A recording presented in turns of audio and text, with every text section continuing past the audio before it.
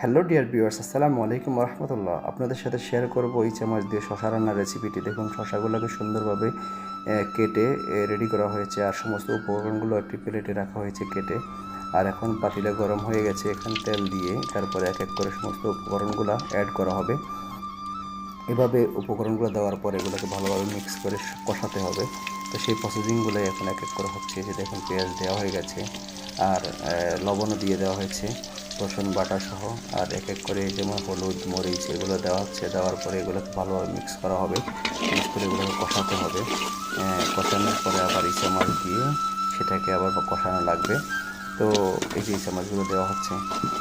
আমাদের সাথে থেকে আমাদের ভিডিওগুলো দেখার জন্য আপনাদের সকলকে ধন্যবাদ। আর আমাদের দেওয়া দৈনন্দিন জীবনের সমস্ত রান্না করার রেসিপিগুলো আপনারা সবার আগে পেতে আমাদের ভিডিওটি লাইক, কমেন্ট, শেয়ার এবং সাবস্ক্রাইব করে রাখবেন, যাতে করে আমাদের দেওয়া ভিডিওগুলো আপনারা সবার আগে পেয়ে যান। এই যে দেখুন, শসাগুলো এখন দেওয়া হয়ে গেছে।